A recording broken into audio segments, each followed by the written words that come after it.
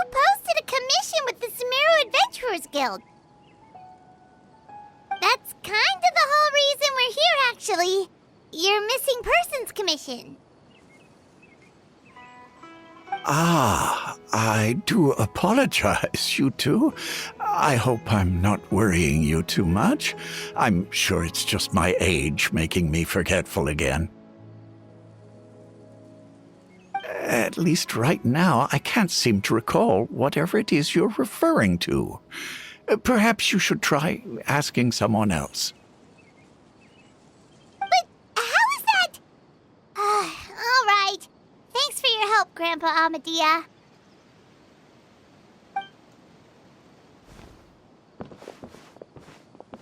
Something's definitely not right. We just talked to Grandpa Amadia about the missing villager. There's no way he could have forgotten all about him just like that.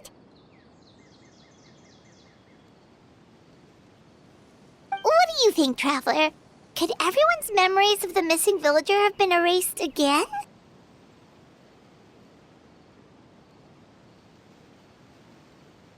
You're right. We should narrow down the possibilities first. Let's go ask someone else then.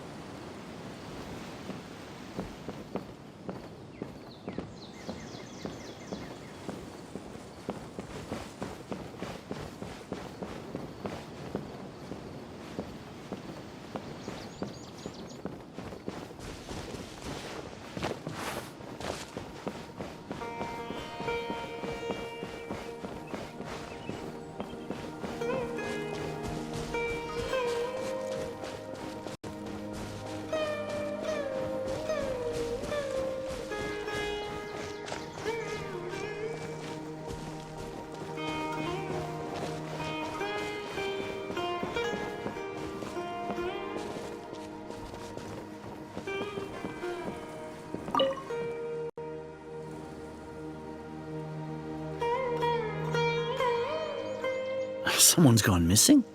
Who? Just as expected. That guy you said a bunch of nice things about earlier? The one you always used to chat with. He's around 20 years old, and you said he was a kind, warm-hearted person?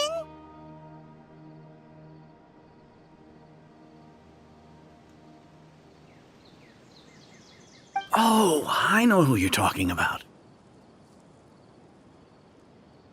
Really? You remember? There aren't many young people who've earned that kind of praise from me. If you're certain that's what I said.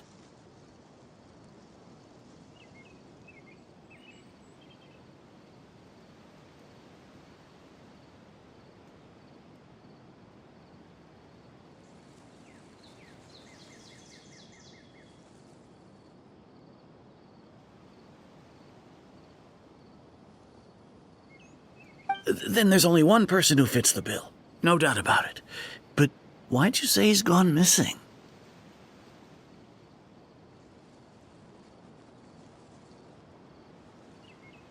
Yeah, I just saw him leave the village. There was someone else with him, too. They couldn't have gone far.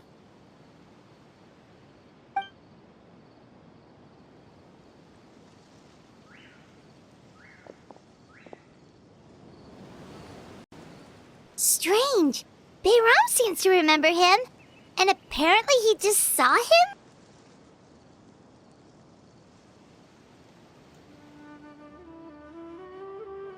Do you think maybe it's not that there's something wrong with people's memories, but that we've somehow returned to a time before he went missing?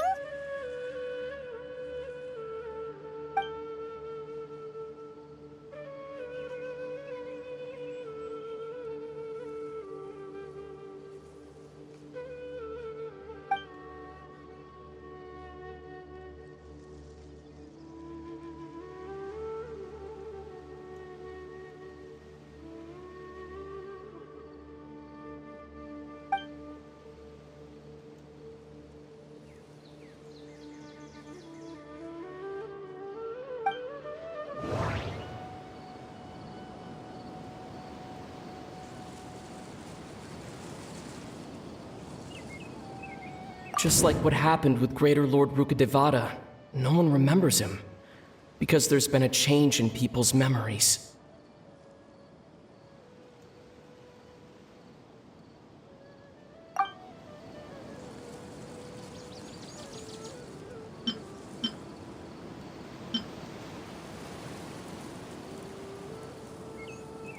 If we really did travel back to a time before he disappeared, that could explain why the villagers said he hadn't gone missing.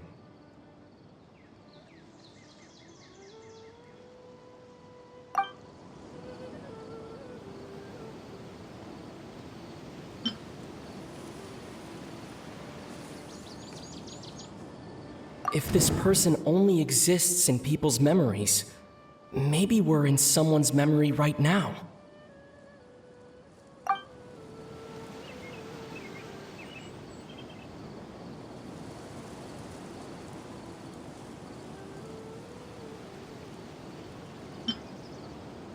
Time travel is extremely difficult to perform. The current situation probably has something to do with the disturbances in the ley lines.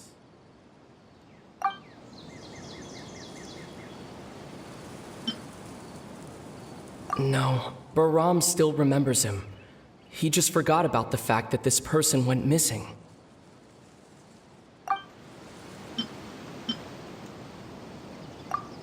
Right! Paimon totally forgot about the ley line disturbances. We're in someone else's memory. Just like how you entered your sibling's memory last time. That would also explain why we seem to be at a time before he went missing. It's a memory after all.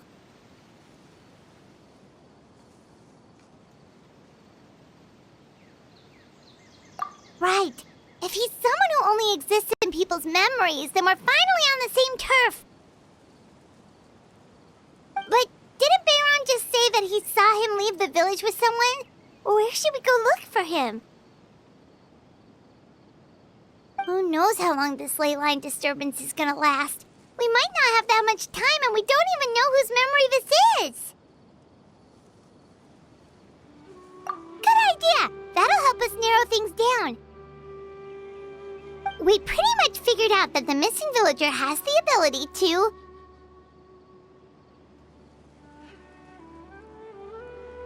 Right! That! Could we try to figure out more about him using what we know of his ability?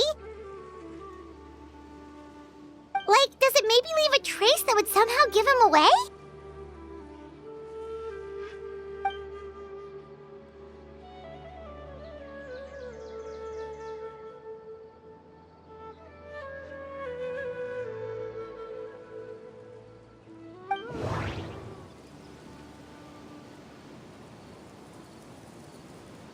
All the memories seem to be set in or near Vimara village, but I'm still not sure if they're restricted to this location.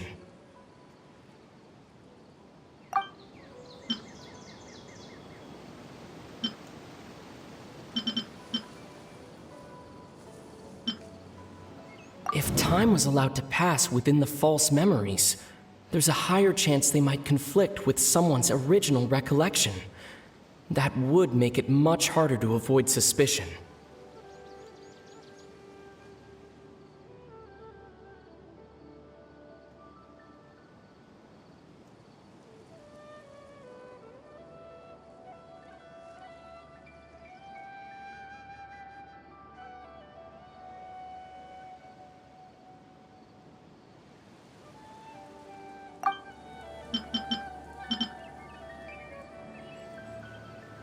There's a difference between memories that arise from lived experiences and those that are implanted into the mind. Perhaps it has something to do with time.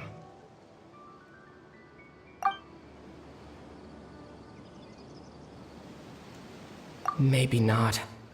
We don't have any way to prove whether certain memories were simply forgotten or never existed in the first place.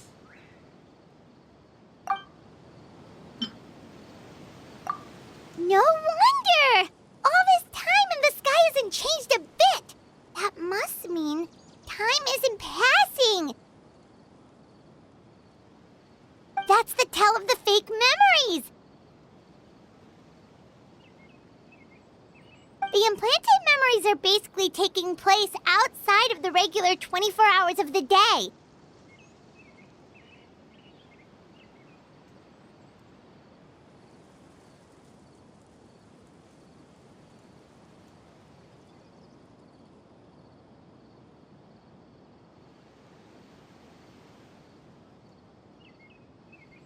If the memories included the regular passage of time, it would be easy for people to tell that something was off.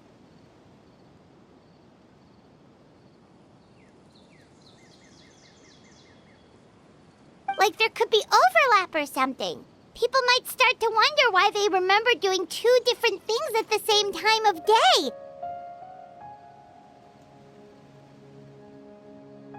That's why he makes sure the memories take place at a specific moment in time rather than over a period of time.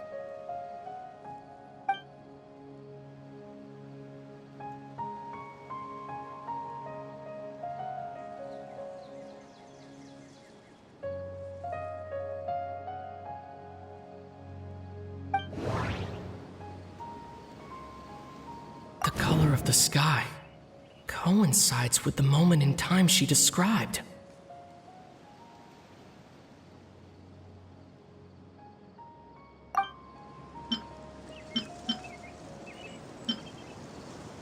Dainsleif had memories implanted into his mind.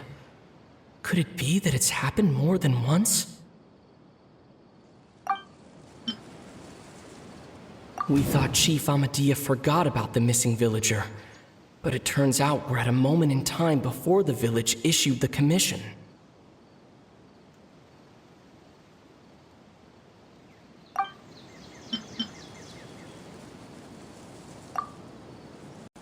Oh, right! That's exactly what Atosa described! Come to think of it, every time we talked, it always seemed to be around dusk, just like right now. Time always passed by really slowly. Even when it felt like we'd been talking for hours, the sun would still be at the same position in the sky. Yep, that has to be it! This is definitely Atosa's memory. Yeah, that's where they'll be!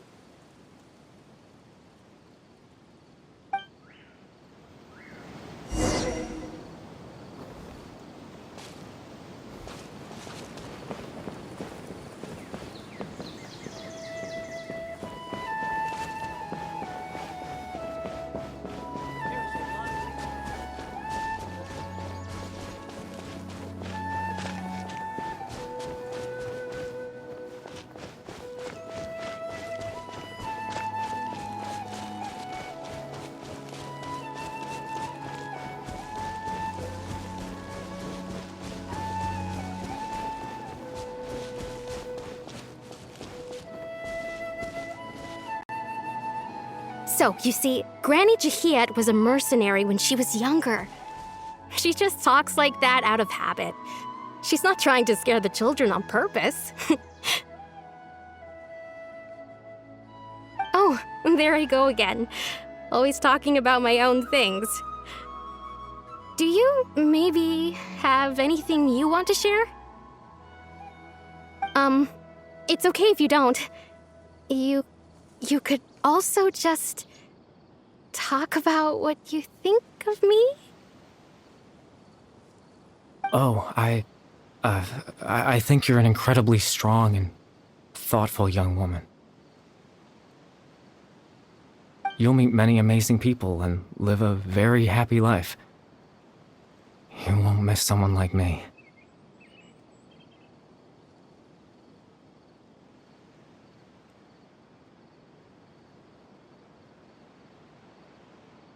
Huh?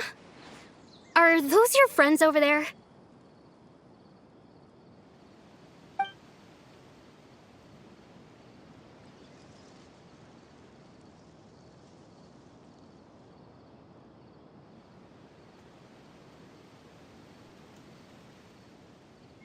Oh, right! This version of Atosa hasn't met us yet!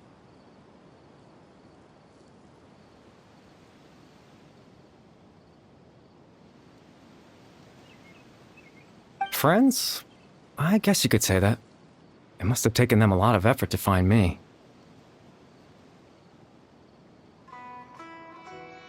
So, I should see what they need. I'm sorry, Atosa. We'll have to continue this conversation another time. Another time, huh? Yeah, okay. I'll head back to the village then. Talk to you some other time.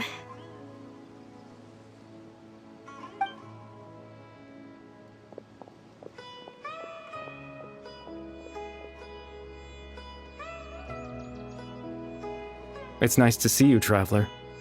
I believe this is the first time we've met.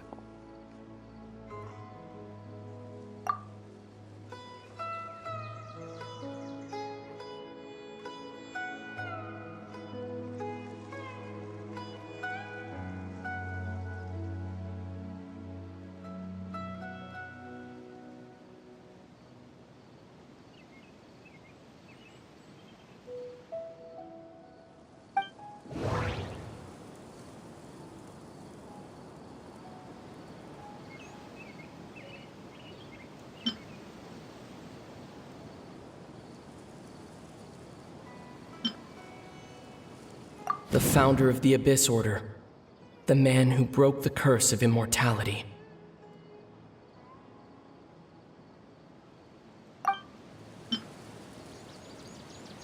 Born into abject sorrow, he shall now become the loom of fate.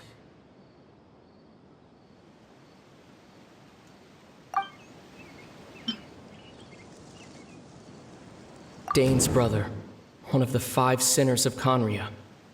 The one who stole the power of the Abyss.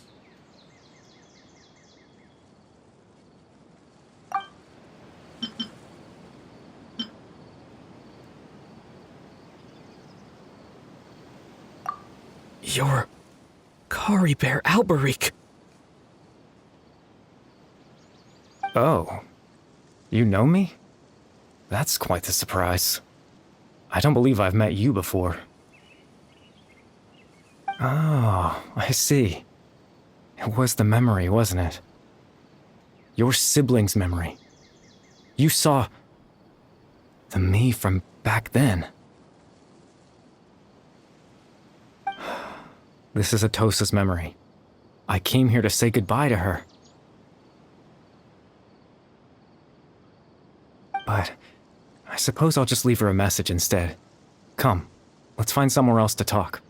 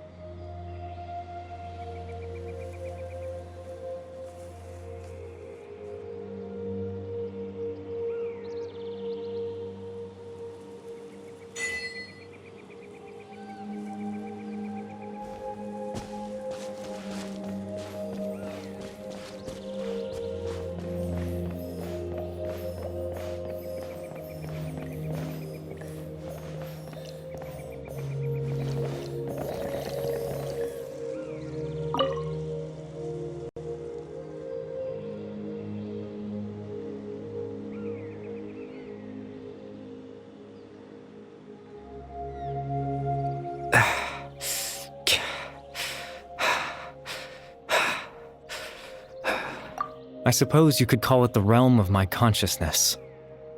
I'm someone who no longer exists in the real world, after all, as you well know.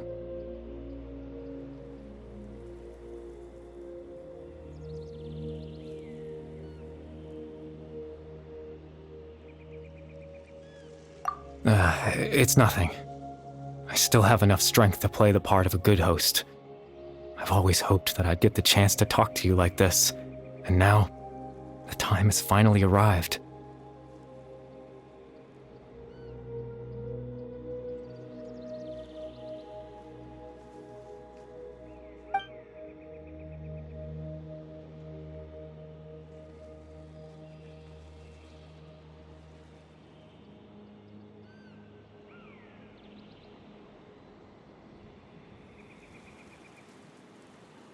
Extreme sorrow and pain, hope and regret coursing through your veins, and a degree of abyssal power that defies comprehension.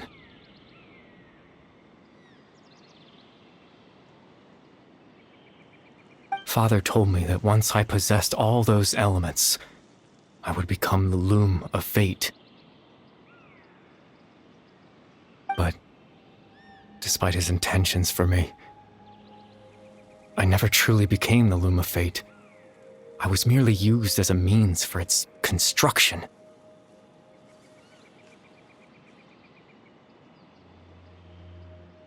In truth, I died the moment I set everything in motion.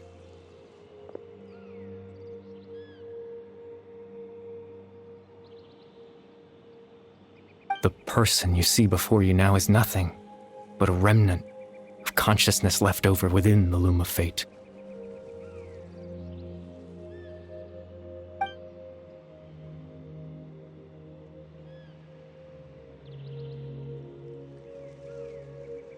As for your question, the loom of fate is a device capable of weaving ley lines.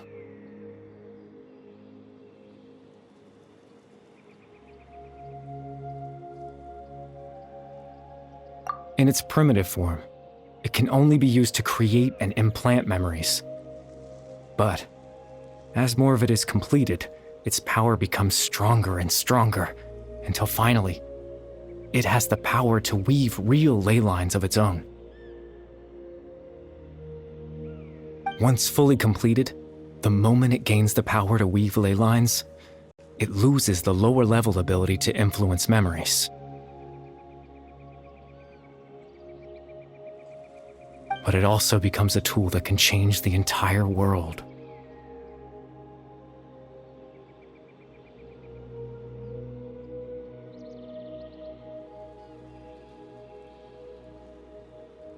Yes, I have the ability to control the loom in its semi-completed form. I suppose you can think of it as a form of compensation.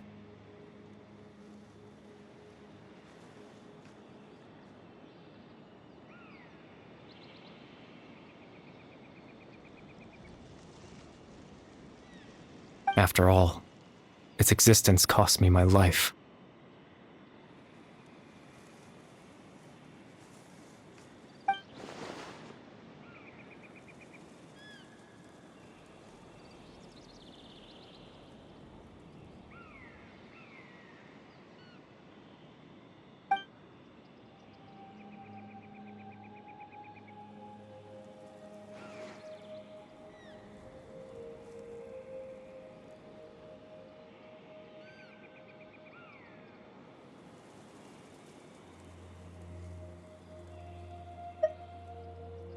Ah, that.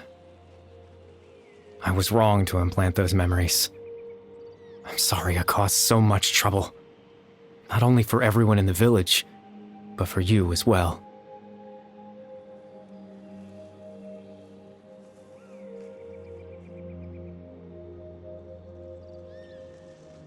I just wanted them to feel like I once existed in this world.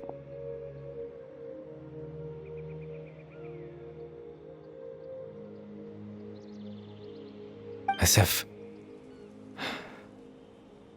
I had a chance at life.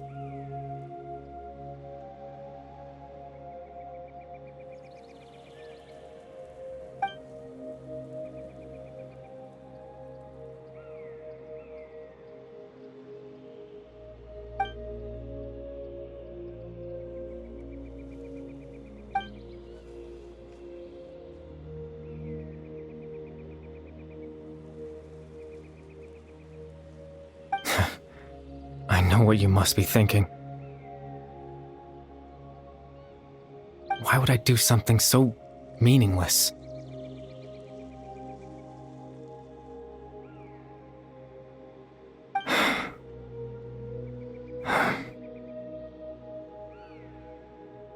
But I just couldn't accept it.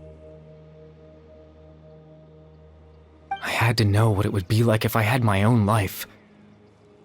What kind of person I would be. What other people would think of me.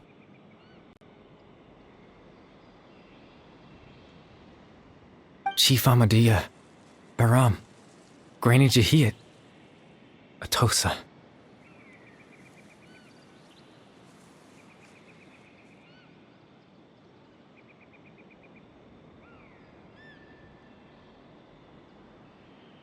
What would it be like if I could live alongside them? No cataclysm, no curse. Just a quiet life in a peaceful village.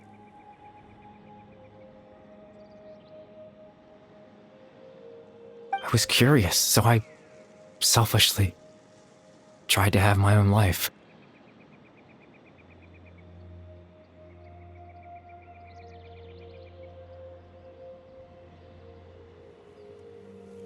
Even if that meant piecing together the version of myself that could have been, one memory at a time.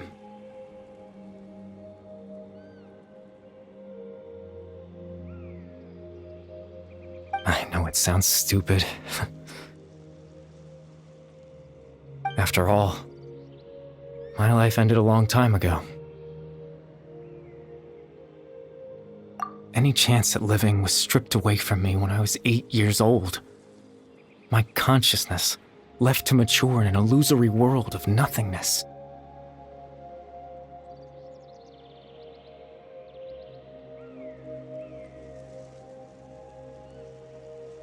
Even the form you see before you was nothing but an invention based on my father's appearance.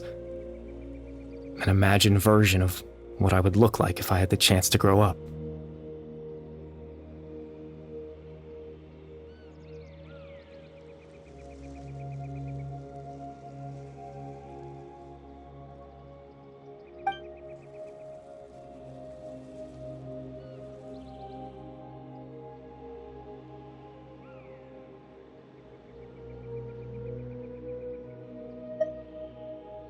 I know.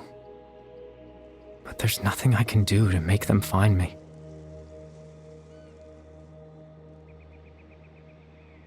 If I could exist in the real world, I would return without a second thought and surprise them with the suddenness of it all. But, well, that's not possible for me.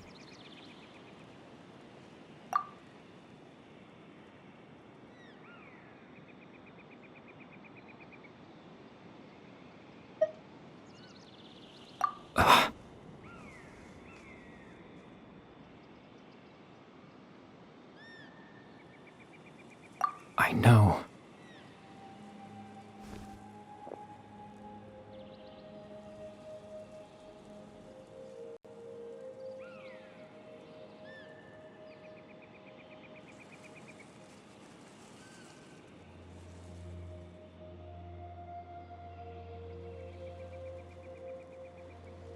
Captain Dainsleif.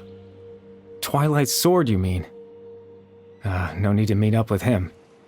Things should already be settled on his end. Exactly. As someone who could only exist in people's memories, the fact that I'm able to talk to you in my consciousness like this can only mean one thing. The loom of fate has already been completed.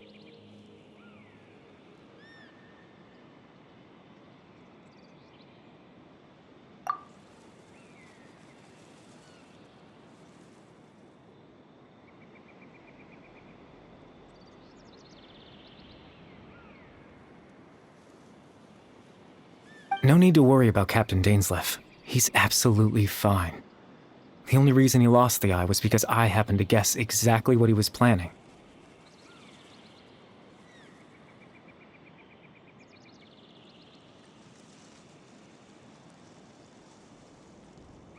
Captain Dainsleif has had the eye inside his body this whole time, hasn't he?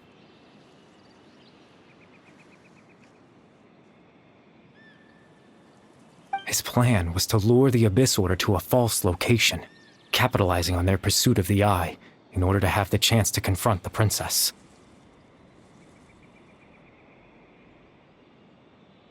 He would then hand the eye to you and tell you to take it away from that location.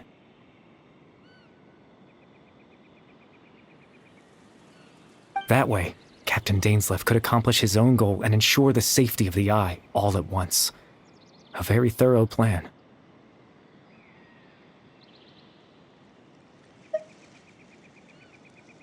That's right, because in his mind, he had given it to you already.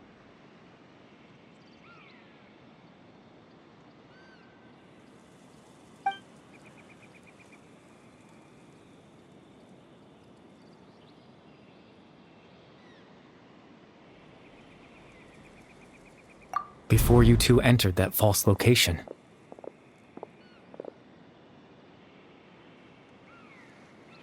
Traveler, wait.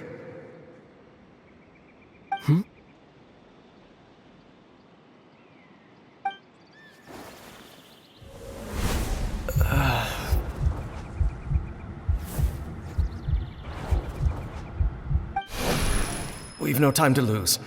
Let's head inside.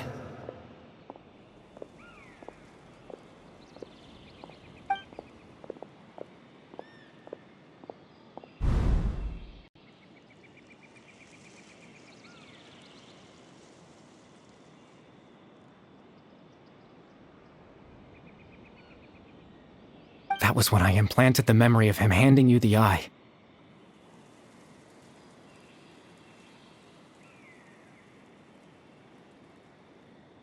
Given the tense situation at that time, Captain Dainsleif failed to notice anything out of the ordinary, and took that memory to be real. I'm sorry, Traveler, but I needed the Loom of Fate to be completed. And to do that, we had to retrieve the eye.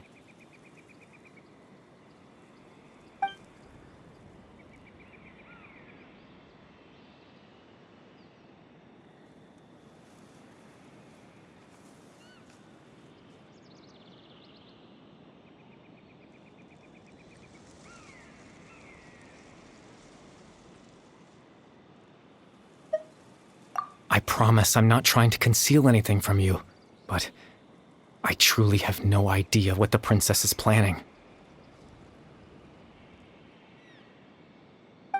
Tevat's ley line system is deeply entrenched in the planet. Creating new ley lines can neither replace nor extend the ones that already exist. In the face of everything they could be planning, I fear I'm too insignificant to even get a glimpse of the bigger picture. In any case, I had my own use for the Loom of Fate, and my goal, at least, has been achieved. You remember my father, don't you? Clotar Alberic. I believe you saw him in your sibling's memory.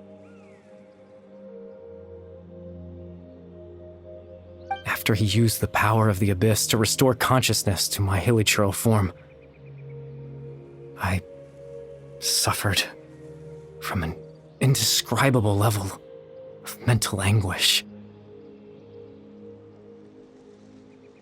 To comfort me, my father told me a story, that this was a fairy tale world where I had to take on the form of a little monster. That story managed to dispel my fears, even if just for a moment. My goal was simple: to use the Loom of Fate in its near-completed form, when its ability to create memories was at its strongest. To implant a specific memory into the minds of the hilichurls.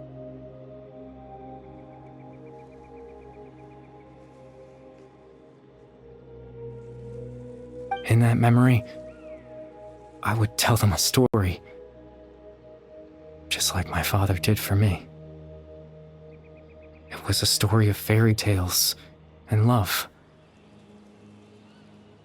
But more than anything, it was the story of us.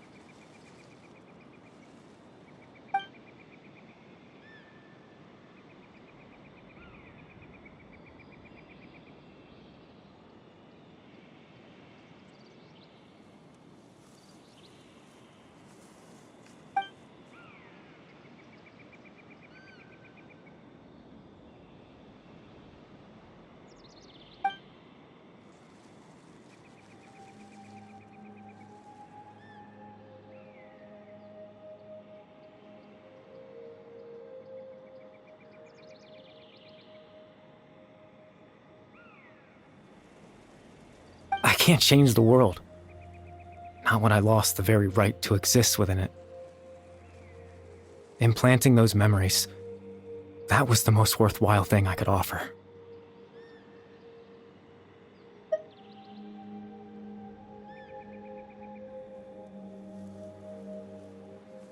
All that's left of my existence is a wisp of residual consciousness tied to the loom of fate. In truth, that trace of my consciousness should have dissipated long ago. My goal was the one thing that allowed me to hold on all this time. But now, the bedtime story is finished. And it's finally time to rest.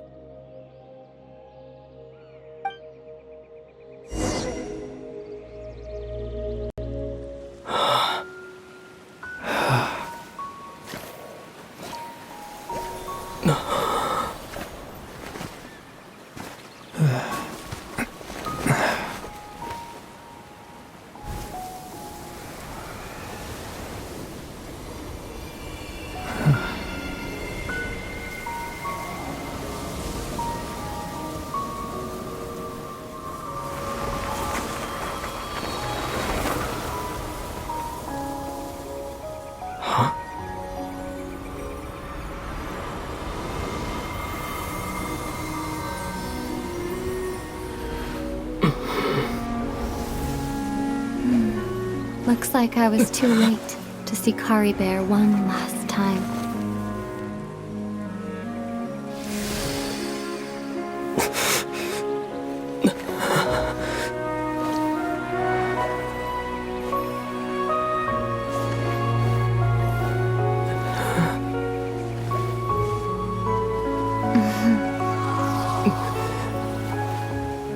Kari Bear's consciousness is gone, and this space will soon disappear along with it. Neither of us belongs here. That's why we're not tangible. Were that not the case, I'd love to hug you too.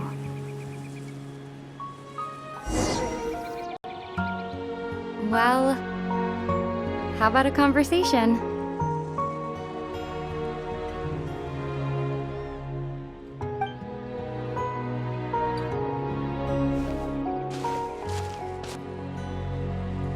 The chance to just stop and talk like this is certainly not easy to come by. Wouldn't you agree?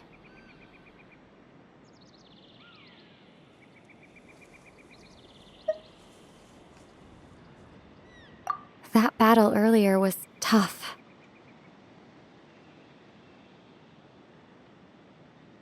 The one against Dane, I mean.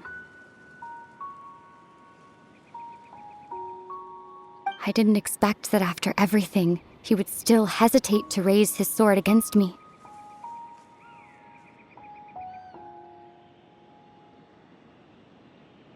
Were it not for that, perhaps I'd still be no match for the Twilight Sword.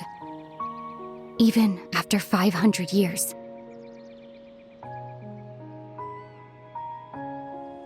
The loom of fate, huh? I still haven't found a way to utilize it to its full potential. But there's still time. Before the heavenly principles awaken.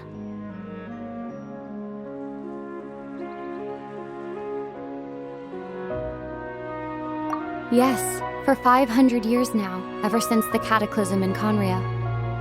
There's been no sign of activity. Not long ago, you witnessed the Hydro Archon destroy her divine throne. Yes? Such a flagrant disregard for the rules, and still Celestia took no action. I suppose that's proof enough of the Heavenly Principle's situation.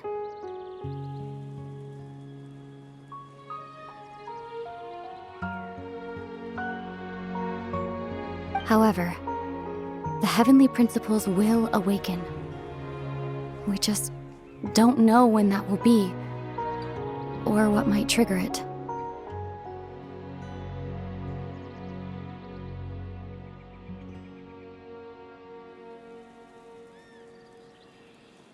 You could say that. Just look at Kari Bear. He was so pure and single-minded. The space we now find ourselves is a perfect representation of who he was. Quiet and peaceful. Even as a hilly churl, seeing the terrible sight within the mirror wasn't enough to taint his spirit.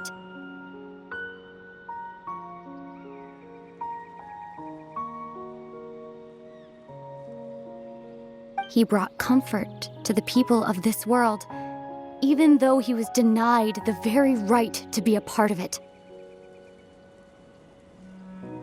So ask yourself this. Who was it that deprived him of that right to exist? Of course, that's only one example. My feelings about the Heavenly Principles are too complicated to explain in just a few words.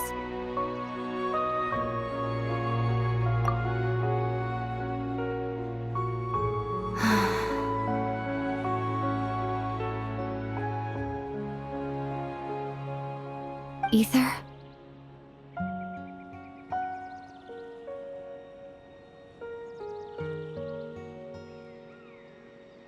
You're the only one in this world who calls me that.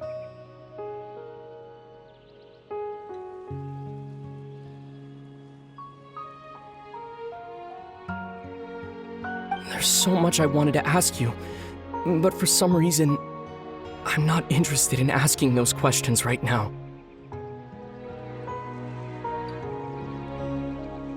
There's just one thing I have to ask. One thing I could never understand.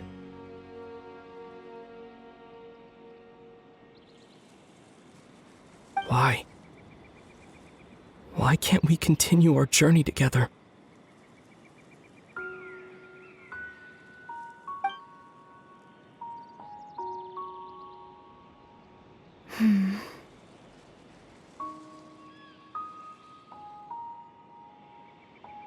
At the end of my journey, I arrived at a place known as the Sea of Flowers at the End.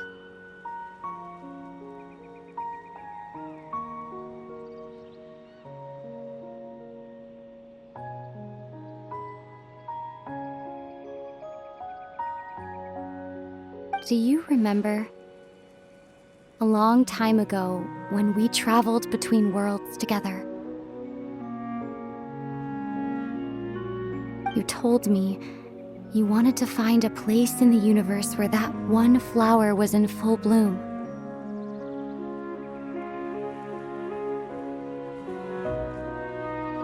To have a place like that suddenly appear before me.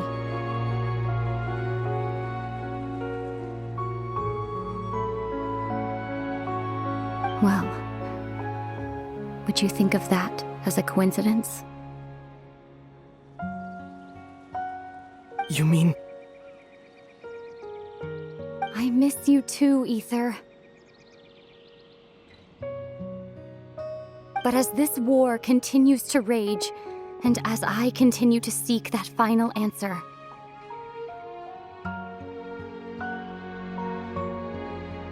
I don't even know how to face myself sometimes, let alone my own brother.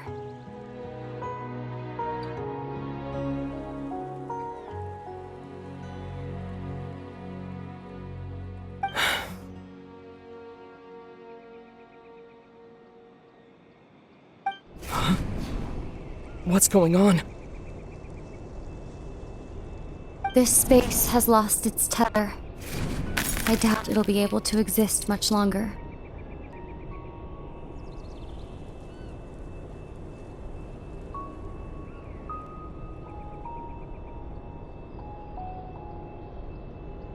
In fact, aside from our inability to physically interact with each other, there's something else you should know about this space.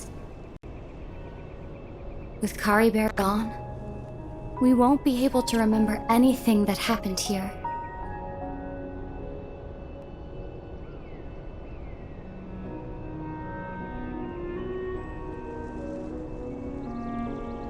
Everything in space will be wiped from existence, including all memory of our reunion.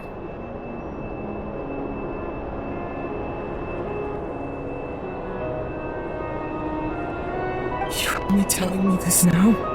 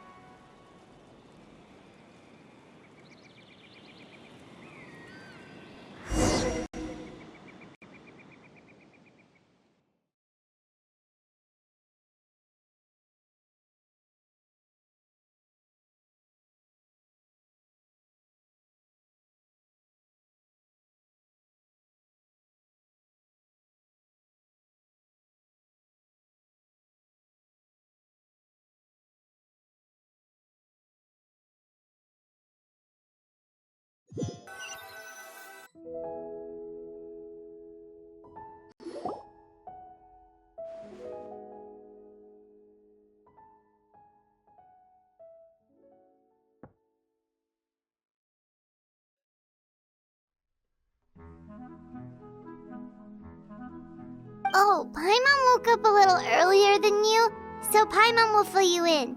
The villagers said that they saw us sleeping near the village yesterday. They couldn't wake us up no matter how hard they tried, so they decided to just bring us back here. Oh, and Dane came by just now. It looked like he was injured. He didn't say anything, though. Just made sure that you were all right and left. Kinda seemed like he had a lot on his mind, but that's Dane for ya.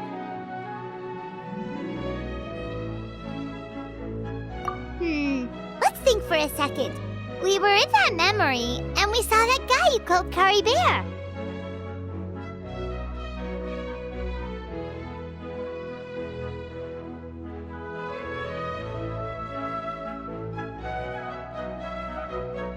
He was the missing villager that we've been trying to find, right? And after that, Paimon doesn't remember what happened.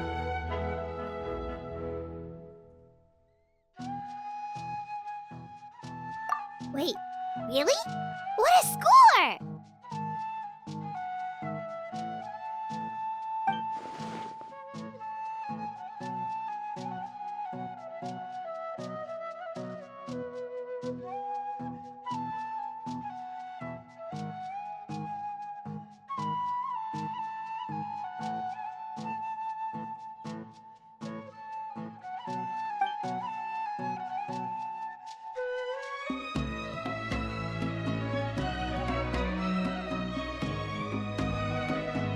Well, what happened after that?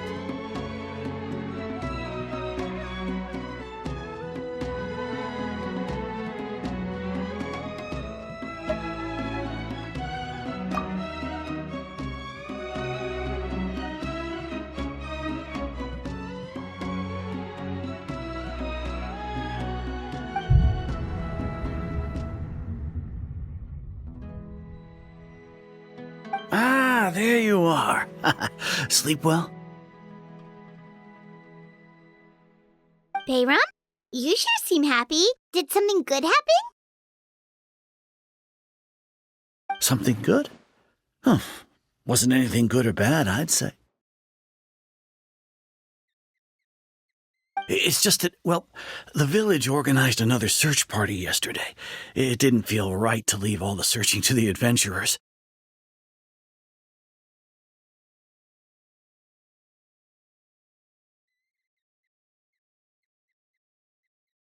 So there we were, searching away, when suddenly this one guy said it all came back to him.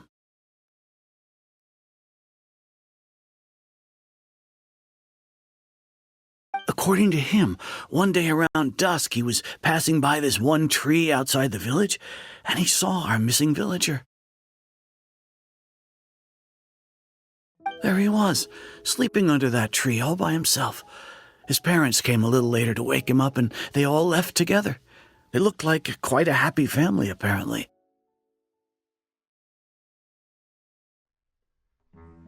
And after that, well, we all started to feel like that really is what happened. Kind of strange that we forgot all about it for so long.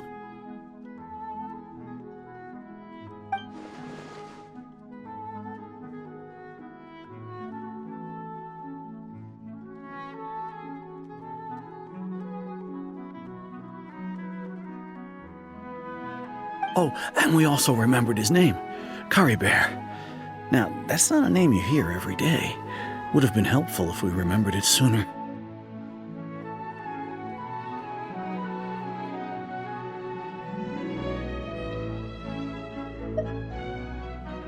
Well, I hope he's happy wherever he is, and we're all relieved now that we know what happened.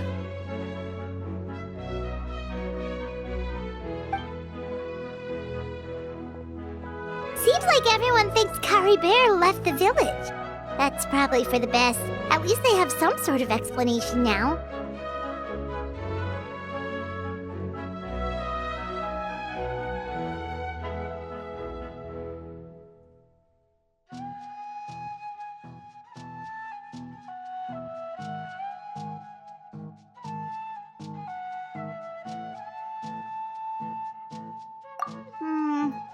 Paimon wonders how Atosa's doing. Maybe we should go check on her. If she hasn't remembered like everyone else, we can tell her what happened. Paimon didn't see her in the village just now, so she's probably at the tree. Come on, let's go talk to her.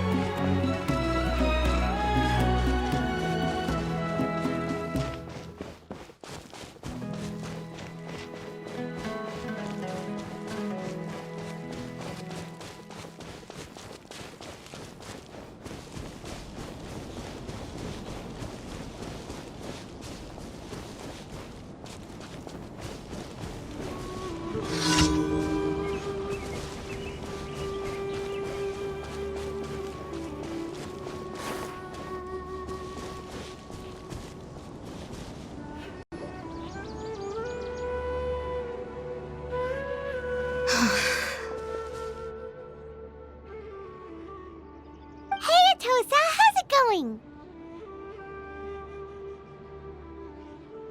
Oh, it's you two. I was just about to go looking for you. I wanted to thank you. I was part of the search party, so I remember what happened to Curry Bear now.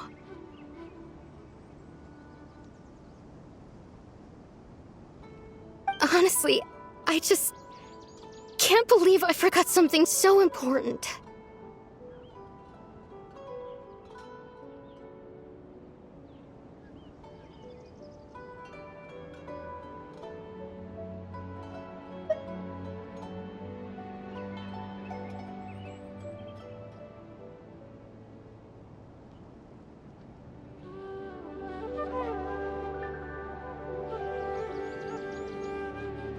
It's funny, but I have this feeling he told me the same thing. I just can't seem to remember when.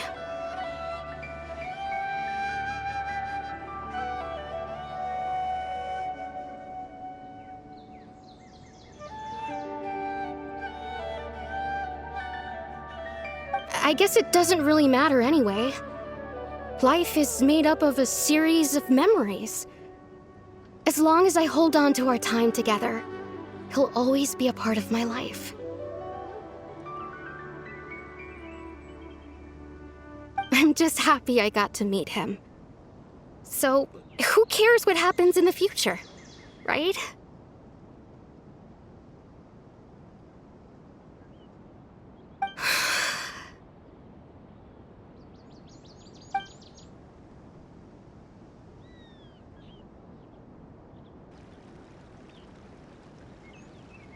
Okay, I'll admit, I'm just putting on a brave face. I was dumped, wasn't I?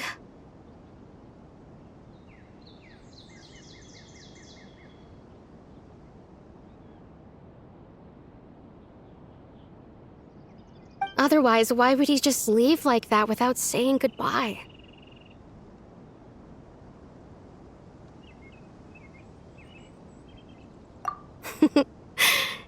You don't need to comfort me. I'll be okay. It's just like Kari Bear said. It's the things we overcome that make life more precious.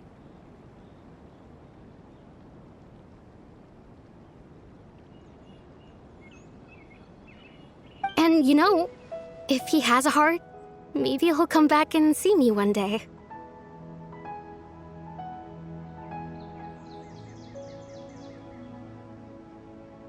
Anyway, thanks for all your hard work, you two. I promised I'd help Granny Jahiet with something, so I should head back. Goodbye! Well, that should be it, right? Everyone's lives can go back to normal now.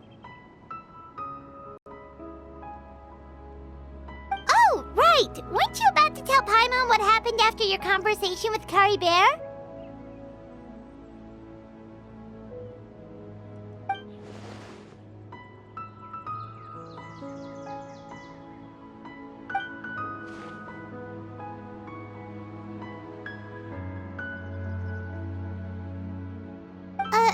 A picture? Where'd that come from? Let Paimon see.